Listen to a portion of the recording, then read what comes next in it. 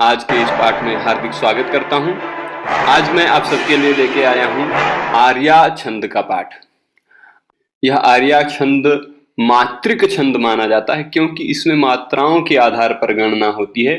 इसमें वर्णों की संख्या निश्चित नहीं होती। मात्रा की संख्या निश्चित होती है कि पहले पाद में इतनी मात्रा, दूसरे पाद में इतनी, मतलब हर एक चारों पादों में अलग अलग मात्राओं का निश्चय होता है। तो इस आर्या छंद के लक्षण को मुख्यतया परीक्षा में पूछने योग्य जो बातें होती हैं वह लक्षण होता है, तथा कोई एक श्लोक दे देता है उसमें कौन सा छंद है ऐसा पूछता है।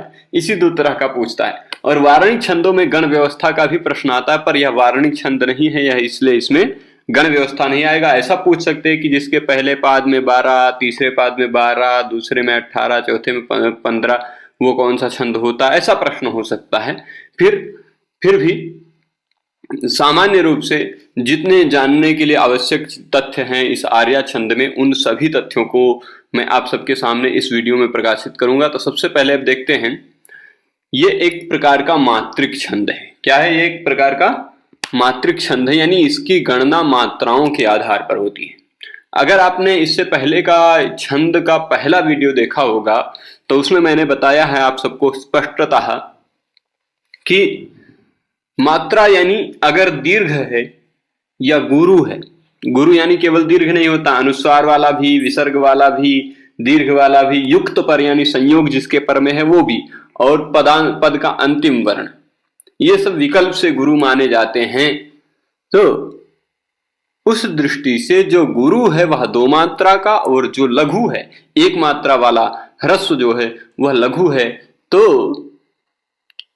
लघु और गुरु, लघु यानी दो गिनना है और गुरु, लघु यानी एक गिनना है और गुरु यानी दो गिनना है। तो इस गणना के आधार पर जो छंदों की गिनती होती है वो मात्रा की गिनती होती है, इसलिए यह मात्रिक छंद है।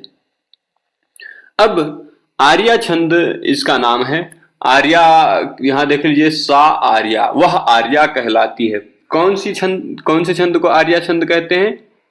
तो उसका लक्षण बताते हैं। यस्याः पादे प्रथमे द्वादश मात्रास्तथा तृतीयेऽपि अष्टादश द्वितीये चतुर्थके पंचदश सार्या। ये क्या कह रहे हैं कि जिसके प्रथम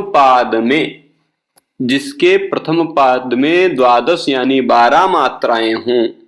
समझ लीजिएगा, आप इसको इस पाठ के आधार पर नोट्स भी बनाते चल सकते हैं कि जिस छंद के प्रथम पाद यानी पहले पाद में 12 मात्राएं हों तथा उसी तरह तीसरे में भी हो, उसी तरह मतलब 12 मात्राएं ही तीसरे पाद में भी हो पाए। तो यानी इस पहले लाइन का अर्थ क्या हमें लेना है कि यस्याः प्रथमे तृतीये अपि पादे द्वादश मात्राः, जिसके पहले और तीसरे दोनों पादों में 12-12 मात्राएं होती हैं, तथा दूसरे पाद में, ये पाद क्या होता है? श्लोक का चौथा भाग। श्लोक के 4, मतलब अगर 2 लाइन का भी छंद है तो भी वहां एक लाइन में 2-2 पाद होते हैं। तो दूसरे पाद में 18 मात्रा होगी और चौथे पाद में 15, पंचदश, वह छंद आर्या कहलाता है। मैंने यहाँ हिंदी में अर्थ भी लिखा है, इसको आप स्क्रीनशॉट रख के इस छंद को पढ़ सकते हैं। प्रथम पाद में 12 मात्रा, दूसरे पाद में 18, देखिए प्रथमे द्वादश, द्वितीय अष्टादश, 18 मात्रा, तथा तृतीय पाद में, तथा तृतीय भी मतलब तृतीय पाद में भी 12 और चतुर्थ पाद में 15 मात्रा वाला छंद आर्या कहा जाता है। मैंने बहुत शॉर्ट में, बहुत संक्षेप में अर्थ लिखा है, इसको आप पढ़ सकते हैं, इसी के आधार पर नोट्स भी बना सकते हैं। अब उदाहरण हम आपको दिखाएंगे।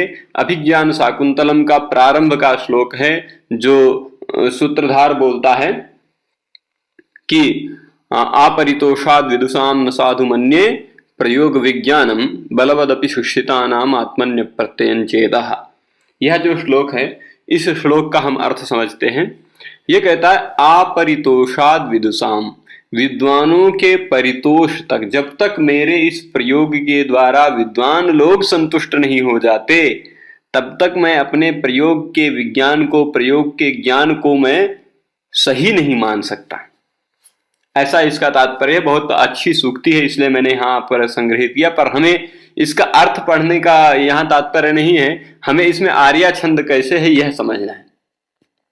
तो आप एक एक वर्ण को गिनते जाएंगे, एक एक वर्ण में अब देखेंगे तो विस्तार से समझ में आ जाएगा। आ, एक एक पहला वर्ण क्या है, आ है, गुरु यानी दो मात्रा, यहां देख लीजिए मैंने उसी के ऊपर चिन्ह लगाया है, दो मात्रा।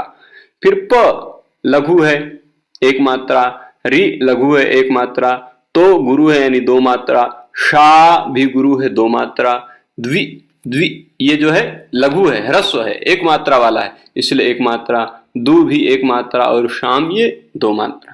ऐसे टोटल गिन लेंगे तो पहला पाद ये समाप्त हो जाएगा, कुल 12 मात्रा मिल जाएंगी, 2 1 3 1 4 2 6 2 8 9 10 और 2 12। तो पहले पाद में 12 मात्रा मिल गई, तथा तृतीय भी, तीसरे पाद में भी 12 ही मात्रा मिलेंगी। देख लीजिए, बलवदपि शिक्षितानाम, ऐसा कोई निश्चित नहीं है कि पहला गुरु दूसरा लघु ऐसा होना चाहिए, ऐसा कुछ नहीं, चाहे जो हो, चाहे जो लघु हो चाहे जो गुरु हो, आप इस तरह छंद का निर्माण कर सकते हैं।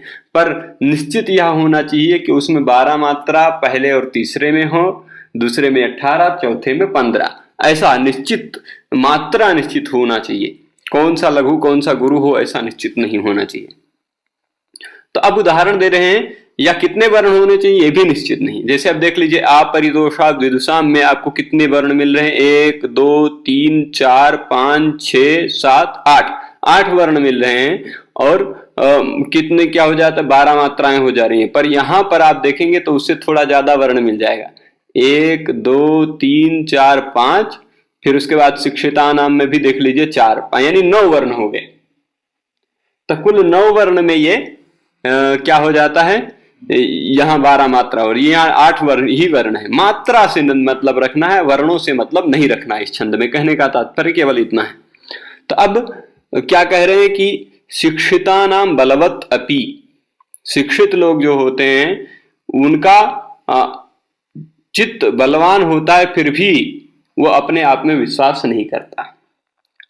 तो अब देख लीजिए, ये मात्रा मिलाएंगे, ब लघु है एक मात्रा, ल भी लघु है एक मात्रा, व भी लघु है एक मात्रा, द भी लघु है एक मात्रा, पी भी लघु है एक मात्रा, और शी देख लीजिए, ये 5 लगातार एक मात्राएं वाली में गई, ब ल व द पी, 5 लघु मात्राएं मिल गई एक एक मात्रा वाला, और ये शी गुरु माना जाएगा। क्यों? क्योंकि उसके तुरंत बाद क और श का संयोग है, युक्त पर जो वर्ण होता है वह गुरु माना जाता है। तो मतलब समझ लीजिए कि इस शी के बाद क और श 2 व्यंजन वर्ण एक साथ आ रहे हैं, इसलिए शी भी गुरु माना जाएगा। मैंने यहाँ गुरु का चिन्ह किया है, और शी ये लघु है क्योंकि इसके बाद संयोग नहीं है। तो शी लघु हो गया, ता गुरु हो गया, ना गुरु हो गया। गिन लीजिए, कुल मिला के 12 हो जाएंगे, 1 2 3 4 5, 2 7, 1 8 और 4 12, कुल 12 मात्रा तीसरे में हो गई। फिर उसी तरह दूसरे पाद में 18 मात्रा होनी चाहिए, ऐसा मैंने बताया था। तो न साधु मन्ये प्रयोग विज्ञानम में देख लेते हैं, न मतलब लघु, सा मतलब गुरु, धु भी लघु, मन ये गुरु माना जाएगा, ये भी गुरु माना जाएगा। क्योंकि मन क्यों गुरु माना जाएगा? क्योंकि तुरंत बाद में न और या का संयोग है, तो म भी गुरु माना जाएगा। तो मन्ये ये दोनों गुरु हो गया, प्र ये लघु है, यो गुरु है, ग लघु है, फिर वी गुरु माना जाएगा क्योंकि ज और या का संयोग है यहाँ पे, और फिर नम भी, ये ज्या ये तो गुरु है ही, नम भी गुरु माना जाएगा क्योंकि अंत में पाद का अंतिम वर्ण विकल्प से गुरु माना जाता। अथवा संयोग यहाँ इसके तुरंत बाद व्यंजन वर्ण है, अनुस्वार मान सकते हैं, अनुस्वार का ही परिणत रूप है। अब इसके बाद तो इसमें गिन लीजिए, कुल 18 मात्रा हो जाएंगी, 1 2 3 1 4 2 6 2 8 1 9 2 11 12 और 6 ये 18, कुल 18 मात्रा हो गई दूसरे पाद में। और चौथे में 15 होनी चाहिए, तो वो भी देख लीजिए, आत्मन्य प्रत्ययम चेता है, इसमें 15 मात्राएं आपको मिल जाएंगी। आ गुरु, मन गुरु, आधे आधे वर्णों को नहीं गिनना, जहां आधा वर्ण है वहां उसके तुरंत बाद को, उसके तुरंत आधा वर्ण अगर कहीं से आ रहा है तो उसके तुरंत पहले जो है वो गुरु मान लिया जाता है बस। तो आधा वर्ण यहां ना आ रहा है तो उसके पहले वाले म को गुरु मान लिया जाएगा, बस यह नियम है। म को उस न को एक अलग वर्ण नहीं गिनना है। तो क्या हो जाएगा, आ मन ये 2 गुरु, ये भी गुरु क्योंकि प और र का संयोग है। फिर प्र भी गुरु क्योंकि तुरंत बाद में इत्ता और या का संयोग है। तो आ गुरु क्योंकि संयोग है और दीर्घ भी है। मन भी गुरु क्योंकि तुरंत बाद में संयोग है। और य भी गुरु क्योंकि तुरंत बाद में प और र का संयोग है। प्र भी गुरु क्योंकि तुरंत बाद में त और या का संयोग है। इसलिए 4 लगातार गुरु। फिर य लघु, यम अनुस्वार वाला है इसलिए अनुस्वार वाला भी गुरु माना जाता है। चे भी गुरु, तह भी गुरु। गिन लेंगे कुल 15 मात्रा हो जाएगी। सभी 2, 2 4, 2 6, 2 8, 1 9 और 6 15, कुल 15 मात्रा है। तो जिसके पहले पाद में 12 मात्रा आपको मिल जाए, तीसरे पाद में भी 12 मात्रा मिले, दूसरे में 18 और चौथे में 15, वह आर्या छंद कहलाता है। अब आर्या छंद से इस तरह से प्रश्न आपको आ सकते हैं कि आर्या छंद किस प्रकार का छंद है। तो आप कहेंगे आर्या छंद एक प्रकार का मात्रिक छंद है क्योंकि इसमें मात्राओं की गणना की जाती है। दूसरे तरह का प्रश्न यह हो सकता है कि आर्या के दूसरे पाद में कितनी मात्रा होती है, या तीसरे पाद में कितनी मात्रा होती है, या पहले पाद में कितनी मात्रा होती है, या ऐसा पूछ सकता है कि पहले पाद में 12, तीसरे में 12, दूसरे में 18 और चौथे में 15 हो तो वह कौन सा छंद कहलाता है। इतने सब प्रश्न हो सकते हैं। या फिर ऐसे कोई एक श्लोक लिख देगा, उस श्लोक में कौन सा छंद है तो आपको वहां मात्राओं को गिनना पड़ेगा। अगर देख लीजिए दोनों में वर्णों की संख्या समान समान नहीं है सभी चारों चरणों में, तो समझ लीजिए आर्या है, ऐसा संदेह कर लीजिएगा। फिर छंद का लक्षण फिट करा लेंगे तो आप देख लेंगे कि ये आर्या छंद ही है। तो आज के इस पाठ में इतना ही।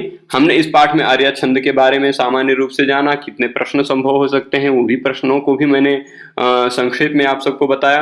पूरा पाठ देखने के लिए हृदय पूर्वक धन्यवाद। आप सबको यदि किसी भी पाठ में कोई भी समस्या होती है तो आप टेलीग्राम चैनल पे जुड़ सकते हैं। वहां सबको आप क्रमशः पाठ मिल जाएगा, क्योंकि यूट्यूब पे वीडियो के ज्यादा हो जाने के चलते इधर उधर हो जाते हैं। तो टेलीग्राम में भी आपको वीडियो मिलता रहेगा। फेसबुक पेज पे भी जुड़ सकते हैं आप सब। पूरा पाठ देखने के लिए धन्यवाद।